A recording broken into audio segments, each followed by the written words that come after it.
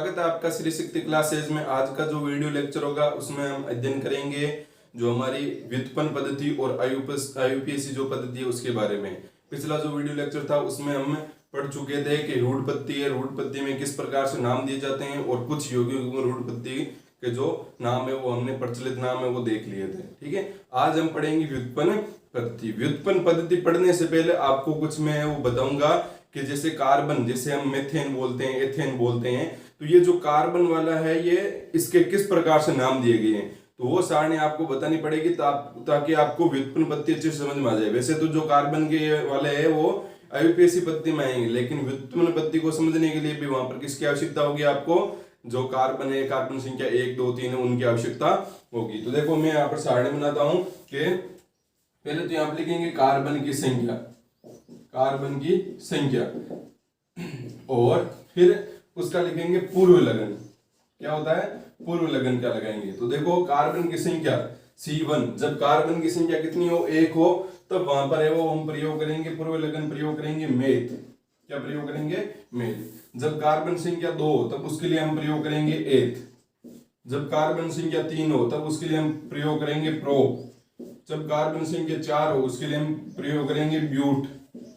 जब 5 हो, C5 हो, तब हम उसके लिए प्रयोग करेंगे पेंट। फिर जब 6 हो तो उसके लिए हम करेंगे प्रयोग हेक्स, और जब 7 हो तब हम करेंगे सेप्ट या हेप्ट भी बोलते हैं इसको। ठीक है, सेप्ट या हेप्ट।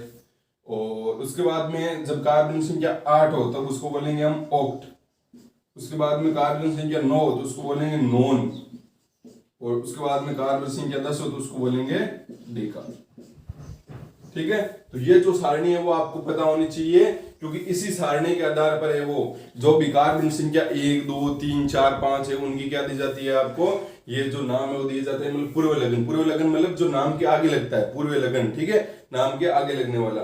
तो कार्बन संख्या 1 को बोलेंगे मेथ, 2 को बोलेंगे एथ, 3 को बोलेंगे प्रोप, 4 को ब्यूट, 5 को पेंट, 6 को एक्स, 7 को सेप्ट, 8 को ऑक्ट, 9 को नॉन और 10 को डेका। ठीक है, तो ये नाम आपको वो याद रखने हैं। ये नाम आपको आईयूपीएसी पद्धति में भी काम आएंगे और आपके जो व्युत्पन्न पद्धति है उनमें भी काम आएंगे। और रूढ़ पद्धति में भी जो हमने देखा था आइसो, नियो, समूह, एन नॉर्मल जो भी था आपका, उसके बारे उसमें भी ये क्या आएंगे? काम आएंगे। तो ये तो हमने देख लिया कि किस प्रकार से आपके वो कार्बन संख्या 1, 2, 3, 4, 5 इनको ये नाम देते हैं। अब यहाँ पर व्युत्पन्न पद्धति समझने के लिए आपको कुछ और बातें पता होनी चाहिए कि जैसे CH4। ठीक है, वैसे तो इसके बारे में डिटेल से बात करेंगे, लेकिन ये याद रखना है कि जैसे CH3, CH4 होता है आपका मेथेन। क्या होता है? मेथेन। देखो कार्बन संख्या 1 है इसलिए मेथ लग गया, और यहाँ पर एन लग रहा है। एन किसके कारण लग रहा है? जब कार्बन कार्बन के मध्य सिंगल बॉन्ड होता है ना, तो वहां पर अनुलगन, एक तो पूर्व लगन, एक होता है अनुलगन। दो ही ज्यादा जाना नहीं है आपको कि कार्बन की संख्या दे रखी हो और कार्बन का संख्या दे रखी हो तो उसके आधार पर आप पूर्व लगन लगा दोगे, और प्लस अगर अनुलगन जोड़ दोगे, अनुलगन मतलब जो पीछे लगने वाला है, तो आपको क्या मिल जाएगा? आपको हाइड्रोकार्बन का नाम मिल जाएगा।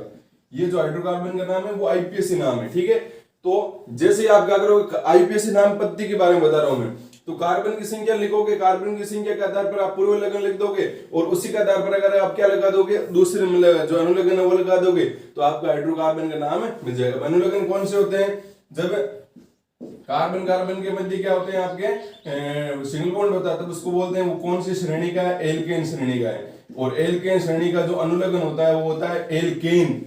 इसका मतलब क्या होगा? एल्केन। नाम अंत में क्या है? केन, एन आ रहा है ना, तो ये एन हो जाएगा। ठीक है, उसके बाद में देखो जब कार्बन कार्बन के मध्य ट्रिपल बॉन्ड हो, सॉरी डबल बॉन्ड हो, तब उसको कौन श्रेणी का होगा? एल्कीन श्रेणी का। ये हम कल पढ़ चुके हैं। ठीक है, हाइड्रोकार्बन का वर्गीकरण में।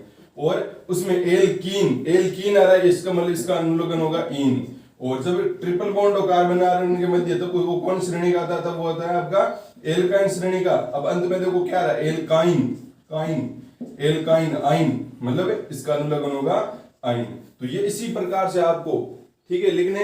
अब इसका नाम मेथेन कैसे लिखा नाम ने? C डबल बॉन्ड, यहाँ पर सब सॉरी डबल बॉन्ड नहीं है, सिंगल बॉन्ड, और ये इस प्रकार से कार्बन 1 तो उसके लिए मेथ, प्लस सब में सिंगल बॉन्ड, इसका मतलब क्या हो जाएगा? आपका एन, और यहां से क्या बन गया? आपका मेथेन। ठीक है, अब मैं आपको बताना क्या चाह रहा हूं, इसके बारे में हम आगे अध्ययन करेंगे। मैं बताना चाह रहा हूं कि जैसे मेथेन है, इस मेथेन में से अगर एक इलेक्ट्रॉन निकल गया, मेथेन में से एक इलेक्ट्रॉन निकल गया अगर इस प्रकार से, जैसे CH4 है तो CH4 की संरचना कुछ इस प्रकार से होती है आपकी, ये हाइड्रोजन है, हाइड्रोजन हाइड्रोजन हाइड्रोजन, एक अगर हाइड्रोजन निकल गया तो यहाँ पर क्या हो जाएगा, एक बंध की कमी हो जाएगी। तो ये इसको किस प्रकार से लिख सकते हैं अब, ये आपका बंध बन रहा है और यहाँ पर क्या लिख दिया CH3।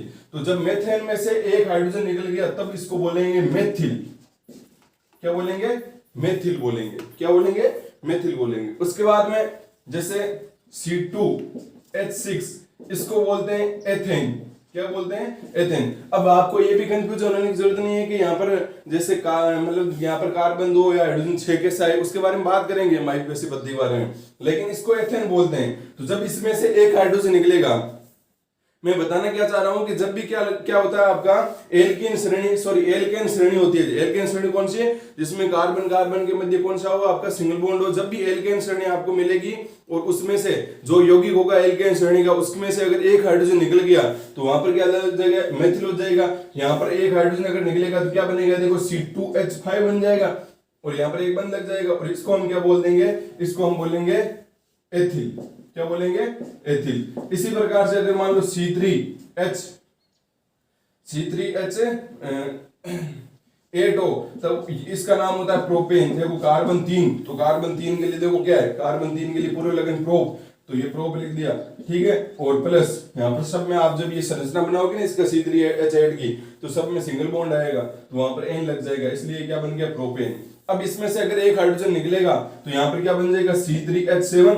भाई एक हाइड्रोजन तो निकाल सकते हो ना, अब एक हाइड्रोजन निकालते इसकी एक बंद की है वो क्या हो जाएगी, कमी हो जाएगी, तो वो बंद है वो यहाँ पर लिख दो यहाँ पर, और ये इस प्रकार का जो बन गया वापस से क्या हो जाएगा, ये आपका प्रोपिल। मतलब क्या लग जाएगा, प्रो प्लस एन की जगह एक हाइड्रोजन जैसे निकलेगा तो क्या लग जाएगा, इल लग जाएगा, प्रो प्लस इल प्रोपिल, ठीक है। एथ प्लस इल एथिल, मेथ प्लस इल मेथिल। समझ गए आप, ठीक है। तो ये आपको कुछ बातें बतानी ताकि आपको व्युत्पन्न पद्धति वो चीज समझ में आ जाएगी।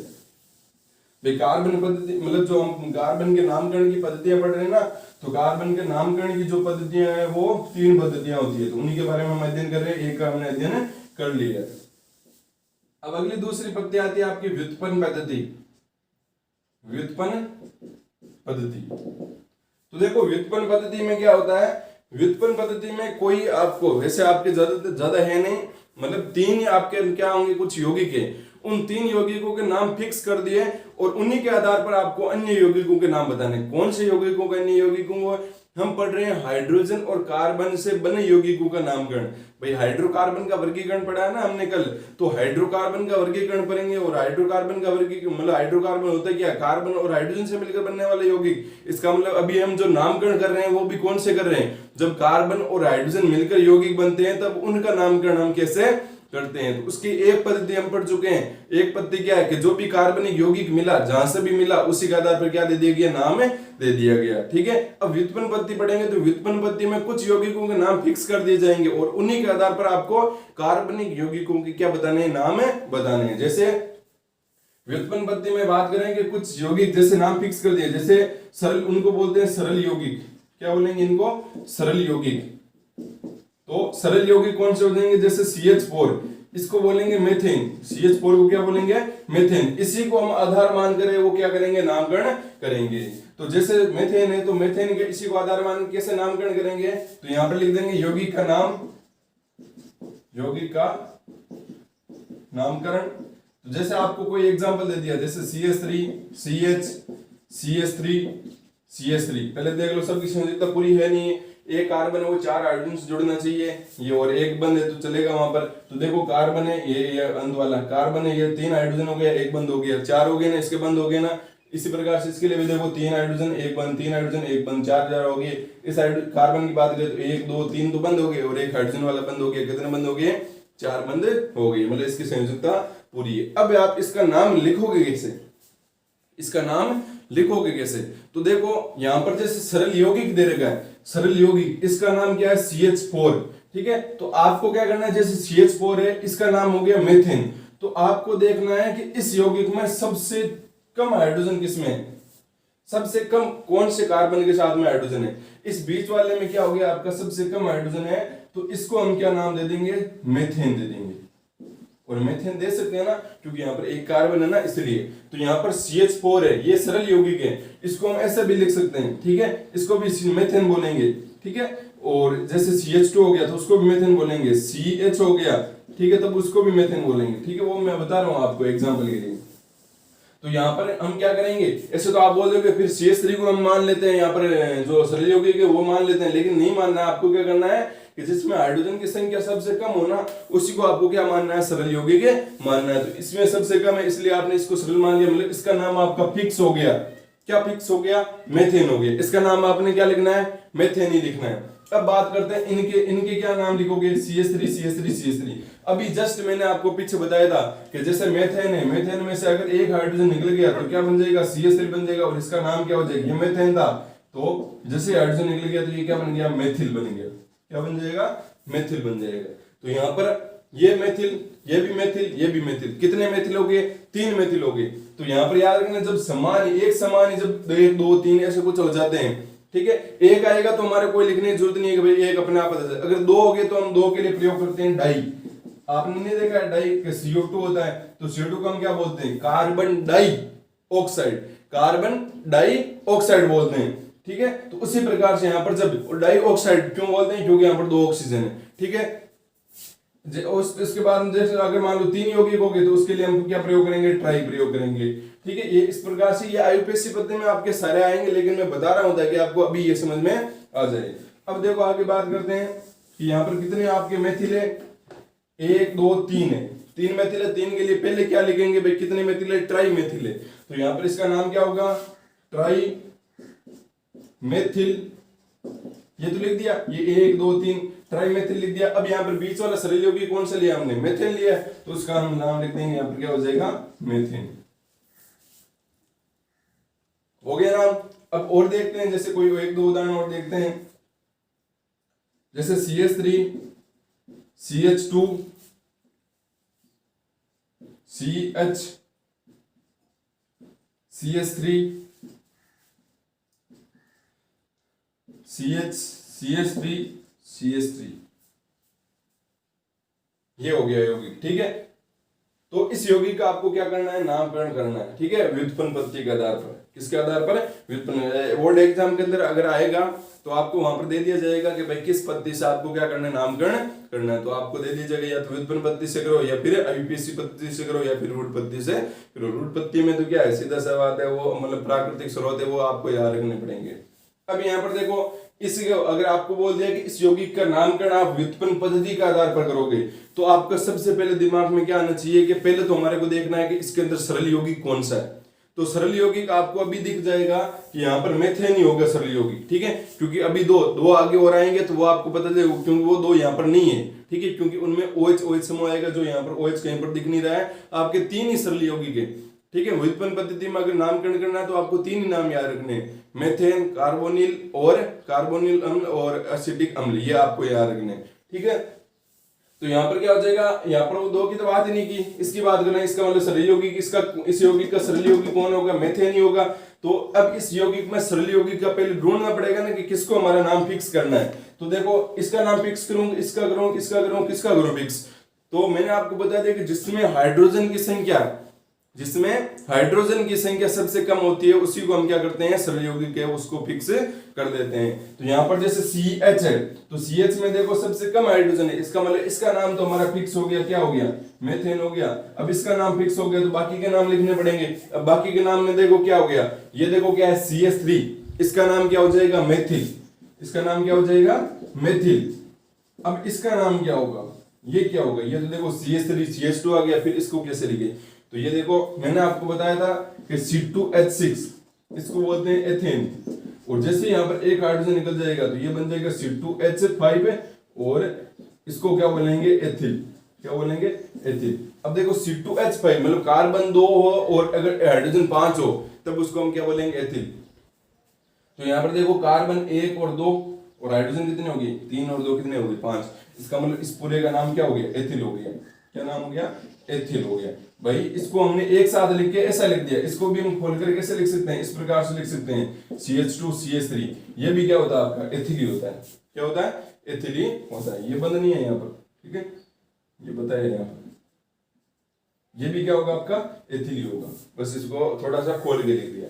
तो ये समझ में आ गया, इसका नाम हो गया मेथिल, इसका नाम हो गया एथिल। अब इसका नाम क्या होगा, तो जैसे मैंने आपको बताया था कि C3H8 इसको बोलते हैं, क्या बोलते हैं, प्रोपेन।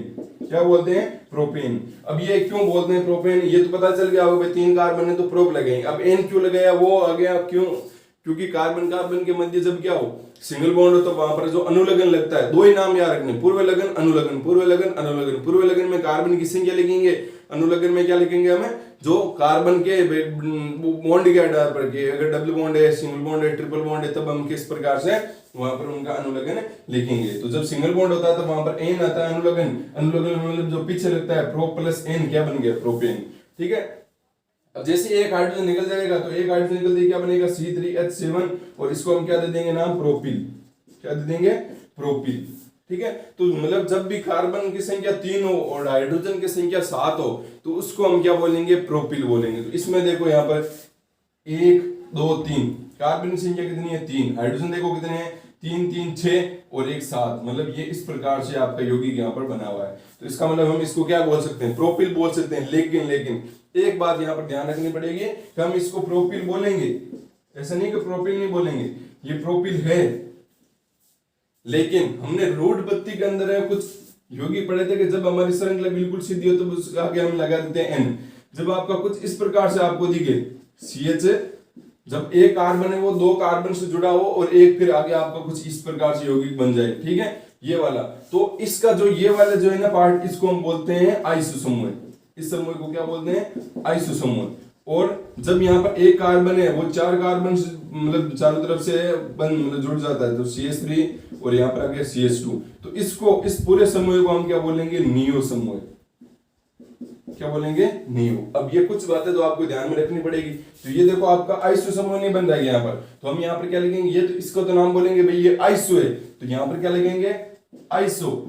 और ये आइसो कितने कार्बन है, आइसोप्रोपिल हो जाएगा। कहने का मतलब हमारे को इसके आगे क्या लगाना पड़ेगा, आइसो लगाना ही पड़ेगा।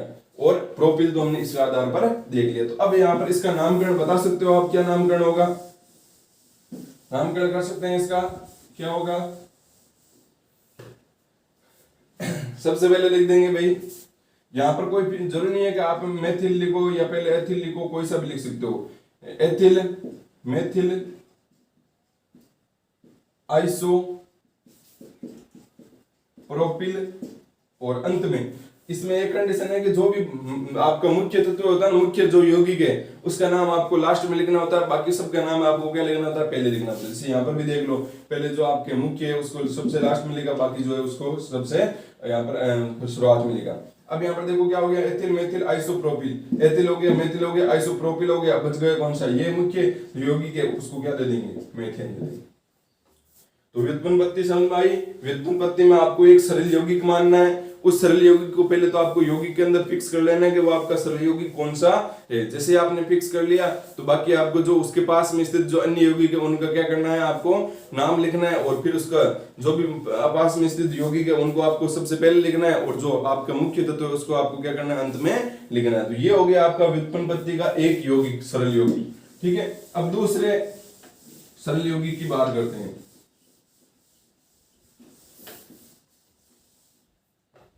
तो दूसरा सरल यौगिक है आपका CH3OH। CH3OH इसको बोलेंगे कार्बिनोल। क्या बोलेंगे इसको, कार्बिनोल। CH3OH को हम क्या बोलेंगे, कार्बिनोल बोलेंगे। ठीक है, ये एक सरल यौगिक है।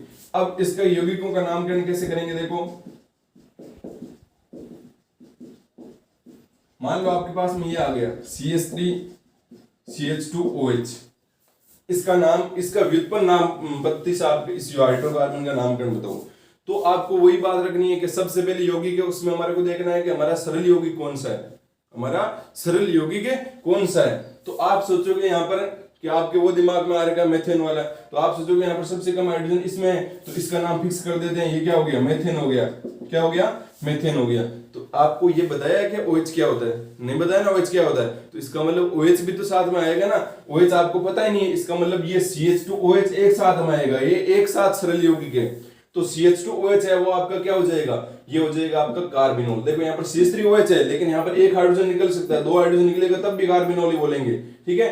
तो ये CH3OH है वो क्या हो गया आपका कार्बिनोल, और ये भी देखो CH2OH है, इसका नाम फिक्स हो गया, ये क्या हो गया आपका कार्बिनोल हो गया, क्या हो गया कार्बिनोल हो गया। अब यहाँ पर एक हमारा जो मुख्य जो यौगिक है उसका नाम फिक्स हो गया, तो जो बाकी यौगिक है उनके नामकरण कर देते हैं। तो यहाँ पर देखो CH3 है, तो CH3 को हम क्या बोलते हैं, CH3 को बोलते हैं मेथिल, तो ये लो मेथिल लिख दिया। तो अब क्या नाम नहीं हो सकता, यहाँ पर हो जाएगा हमारा नाम, क्या हो जाएगा, सबसे पहले जो मुख्य यौगिक है उसके अलावा जो नाम है वो लिख देते हैं, क्या आपका मेथिल है, तो ये लिख दिया मेथिल, और यहाँ पर क्या आगे क्या लग गया, मेथिल कार्बिनोल हो गया, ये यौगिक का क्या हो गया, नामकरण हो गया। और उदाहरण देखते हैं, जैसे CH3 CH2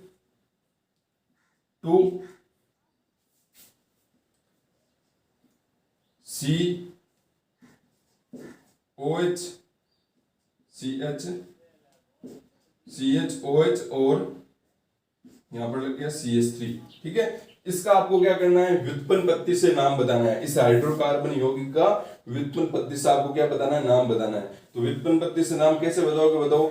CH3 CH2 CH3 CHOH। सबसे पहले दिमाग में जब भी व्युत्पन्न पत्ती पूछे तो व्युत्पन्न पत्ती पूछते हैं, आपके सबसे दिमाग में पहले क्या आना चाहिए कि हमारे को क्या करना है, सबसे पहले सरल यौगिक है उसको हमारे को ढूंढना है कि कौन सा हमारा सरल यौगिक है। तो यहाँ पर आप सोचोगे फिर से कि यहाँ पर कार्बन और हाइड्रोजन है, तो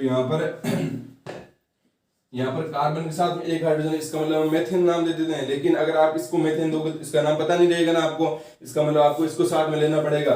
तो ये आपका पूरा एक सरल यौगिक होगा, और ये सरल यौगिक कौन सा है, ये आपका कार्बिनोल है। देख लो यहाँ पर OH आ रहा ना भाई, CH यहाँ पर 3 हो सकता है, 2 हो सकता है, 1 हो सकता है, तब भी उसको हम क्या बोलेंगे, कार्बिनोल बोलेंगे। तो इसका नाम फिक्स हो गया, क्या हो गया, कार्बिनोल हो गया। अब इसका नाम सरल यौगिक का नाम फिक्स हो गया, तो जो बाकी यौगिक है उनके नाम करते हैं। तो यहाँ पे देखो CH3 CH2, इसको हम क्या बोलेंगे, C2H5 C2H5 है, C2H6 बोलते हैं एथेन को, C2H6 किसको बोलते हैं, एथेन। कैसे पता चले, कार्बन 2 है तो एथ प्लस, यहाँ पर कार्बन कार्बन के मध्य क्या मिलेगा आपको, सिंगल बॉन्ड मिलेगा, ठीक है। इसलिए ये कौन सी श्रेणी आ जाएगा, एल्केन श्रेणी के। और एल्केन श्रेणी के लिए अनुलग्न जो पीछे लगता है, पूर्व लगन जो आगे लगता है, पूर्व लगन यहाँ पर कौन होगा, एथ होगा, अनुलग्न का होगा जो पीछे लगेगा, मतलब एल्केन श्रेणी का तो एन होगा, तो एथ प्लस एन क्या बन गया, एथेन। और जब भी मैंने बोला है कि जब भी यहाँ पर एक हाइड्रोजन निकलेगा तो क्या बनेगा, C2H5, एक हाइड्रोजन निकाल दिया, एक बंद आ जाएगा यहाँ पर, और ये क्या बन जाएगा आपका एथिल, क्या बन जाएगा, एथिल। मतलब जब भी कार्बन की संख्या 2 और हाइड्रोजन की संख्या 5 हो तब वो क्या होगा, आपका एथिल होगा। तो ये देखो CH3 CH2, इसका नाम फिक्स हो गया, क्या हो गया, ये एथिल हो गया, क्या हो गया, एथिल हो गया, ठीक है। अब इसकी बात करते हैं, तो इसका नाम क्या होगा, इसका नाम हो गया मेथिल, क्या होगा, मेथिल होगा। तो यहाँ पर नाम लिख देते हैं बस, क्या हो जाएगा, मेथिल, एथिल, पहले जो लोग यौगिक उनके नाम लिख दिए, और क्या हो जाएगा, मेथिल एथिल कार्बिनोल लिख दिया। तो इस प्रकार से आपको क्या करना है, ये यौगिकों के नामकरण करना है। अब चलो हम अगला जो तीसरा जो हमारा सरल यौगिक है उसको देखते हैं कि तीसरा हमारा सरल यौगिक कौन सा है।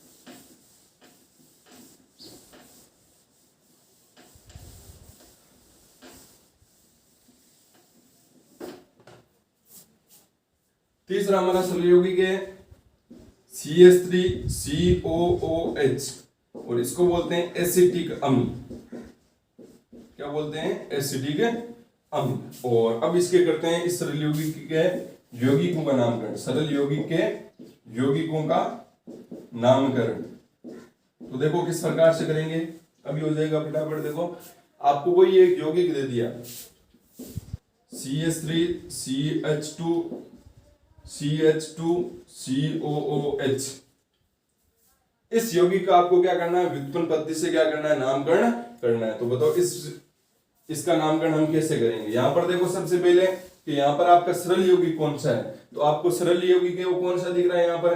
अगर आप इसको बोलोगे कि ये देखो यहाँ पर हाइड्रोजन, वो तो मेथेन वाली बात तो हो ही नहीं सकती, और ना ही आपका वो हो सकता है कार्बिनोल हो सकता है, क्योंकि कार्बिनोल में क्या चाहिए होता है, यहाँ पर केवल OH होना चाहिए, लेकिन यहाँ पर तो OOH है, इसका मतलब कार्बिनोल भी नहीं हो सकता और मेथेन तो हो ही नहीं सकता वैसे भी, ठीक है। इसका मतलब यहाँ पर क्या कौन सा होगा आपका सरल यौगिक, यहाँ पर आपका सरल यौगिक होगा एसिटिक अम्ल। अब इस एसिटिक अम्ल किसका नाम फिक्स करोगे, अब इसका पूरे का नाम फिक्स करोगे ना, इसका नाम क्या हो जाएगा आपका एसिटिक अम्ल हो जाएगा, क्या हो जाएगा, एसिटिक अम्ल हो जाएगा। अब जो बाकी बच गए यौगिक उनका नाम लिख दो, तो बाकी कौन बच गया, ये बच गया।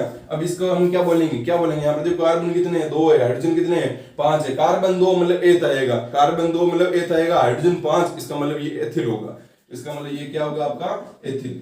ये जो अलग से बता रहे हैं इनको बोलते हैं प्रतिस्थापी, प्रतिस्थापी, इनका नाम क्या होता है, प्रतिस्थापी। अलग से जो लिखते हैं ना उसको प्रतिस्थापी बोलते हैं, मतलब सरल यौगिक से जो आपका अलग होता है ना उसको क्या बोलते हैं, हम प्रतिस्थापी बोलते हैं। तो आप इसी ध्यान में रखना है, ठीक है। तो यहाँ पर आपका प्रतिस्थापी कौन सा हो गया, एथिल हो गया। तो पहले आप प्रतिस्थापी का नाम लिखोगे तो क्या लिखोगे आप, एथिल, और उसके बाद में सरल यौगिक उसका नाम लिख दो। एथिल के बाद में क्या आएगा, सरल यौगिक आपका एसिटिक अम्ल है, तो यहाँ पर लिख दो आप एसिटिक अम्ल। अब और अन्य उदाहरण देखते हैं, ये तो समझ में आ गया होगा। चलो अन्य उदाहरण देखते हैं और भी।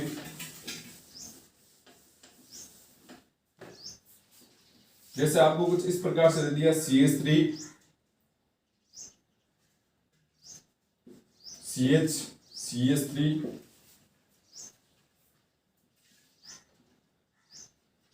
CH2 CH COOH 1 2 3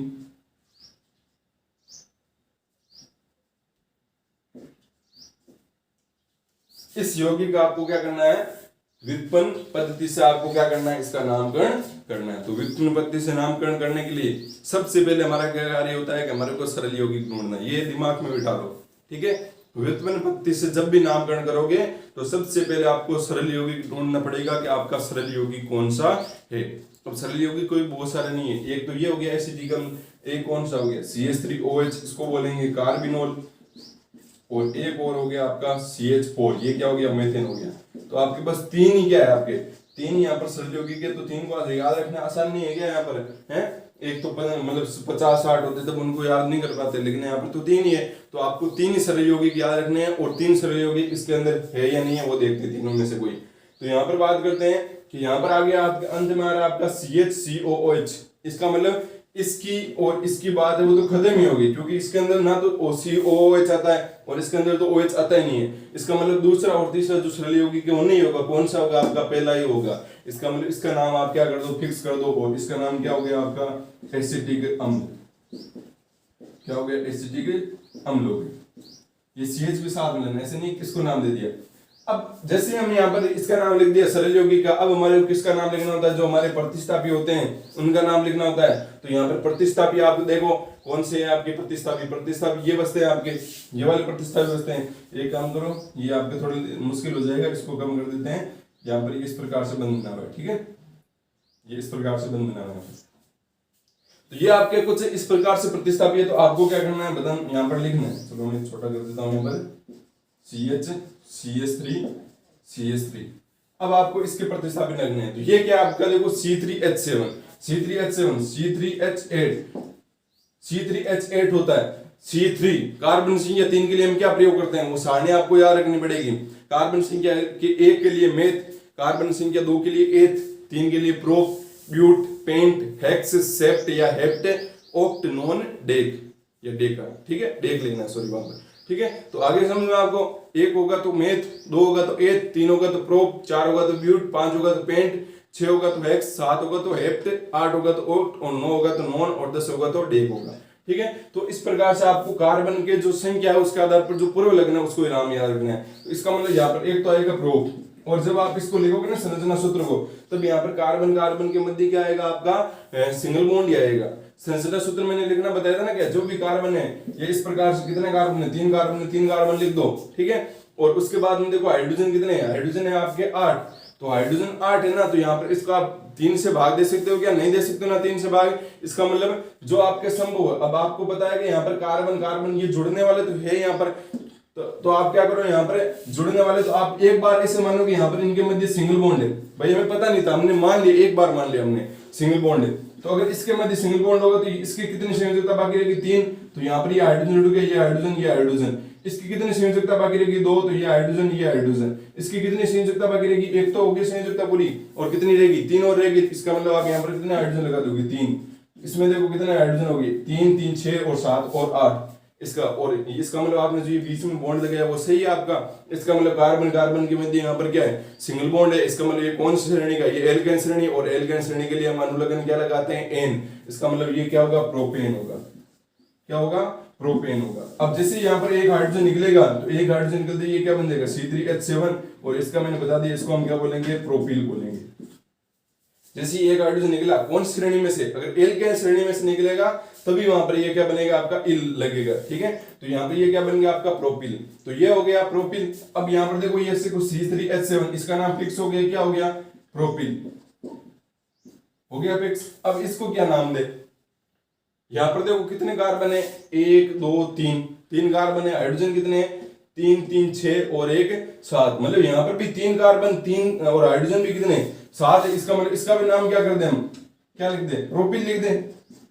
लिख दे भाई प्रोपिल, क्यों नहीं लिख सकते, यहाँ पर भी कार्बन कितने, 1 2 3 है, हाइड्रोजन भी कितने, 3 3 6 और 1 7, इसका मतलब ये भी प्रोपिल है। लेकिन यहाँ पर अंतर क्या है कि यहाँ पर देखो जब भी आपको कुछ इस प्रकार से यौगिक मिले, CH3 CH3, ये कौन सा समूह होता है, ये होता है आपका आइसो समूह। कौन सा समूह होता है, आइसो समूह। तो बस हमने इसको थोड़ा सा ऐसे कर दिया भाई, ये CH3 वाला इसको ऐसे लिख दिया भाई, बॉन्ड है, बॉन्ड को कैसे घुमा सकते हैं ना, यहाँ पर जरूरी थोड़ी है कि यहाँ पर ये ऐसे घूम के यहाँ पर भी आ सकता है, ठीक है। तो इस प्रकार से इसका नाम क्या आ गया, यहाँ पर प्रोपिल का क्या लग जाएगा, आइसो लग जाएगा। क्या लग जाएगा, आइसो। तो इसका नाम है वो क्या हो जाएगा बताओ। अब यहाँ पर सबसे पहले जो प्रतिस्थापी, ये क्या हो गया आपके, 2 प्रतिस्थापी हो गए, और वो क्या हो गया आपका मुख्य या जो सरल यौगिक है वो हो गया। तो सबसे पहले प्रतिस्थापी का नाम लिखते हैं, तो प्रतिस्थापी का नाम आप लिख दो। सबसे पहले क्या लिखोगे, जो भी आपकी मर्जी लिख दो, आइसोप्रोपिल, और उसके बाद में फिर से क्या लिखोगे, प्रोपिल, और आगे क्या लिख दोगे, जो सरल यौगिक है वो लिख दो, क्या लिख दोगे, एसिटिक अम्ल। क्या हो जाएगा, एसिटिक अम्ल हो जाएगा। हो गया आपका। तो ये हो गया आपके व्युत्पन्न पद्धति से कुछ नामकरण। अब आपके जो बुक के अंदर है आपको मिल जाएंगे, या आपको खुद से आप क्या कर सकते हो, बना सकते हो ना। इस प्रकार से आप अलग से जोड़ सकते हो, यहाँ पर कार्बन और हाइड्रोजन जोड़ के आप क्या कर सकते हो, यहाँ पर यौगिक बना सकते हो। तो ये आपकी होगी व्युत्पन्न पद्धति। जो कार्बन यौगिकों की नाम पद्धति होती है उसमें हमने रूढ़ पद्धति का अध्ययन कर लिया, और व्युत्पन्न पद्धति का आज हमने अध्ययन कर लिया। और वो जो सारणी है कार्बन संख्या 1 2 3, वो आपको याद करनी है, वो बहुत इंपॉर्टेंट है। जब आपकी IUPAC पद्धति आएगी ना, तब उसमें आपकी सबसे अधिक इंपॉर्टेंट है। ये आपका आज का जैसे मान लो होमवर्क है आपका, ठीक है।